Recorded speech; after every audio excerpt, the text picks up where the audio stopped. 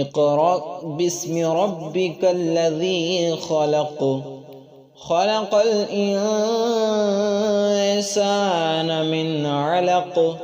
اقرأ وربك الأكرم الذي علم بالقلم علم الإنسان ما لم يعلم كلا إن الإنسان ليطغى أن رآه استغنى إن إلى ربك الرجعى أرأيت الذي ينهى عبدا إذا صلى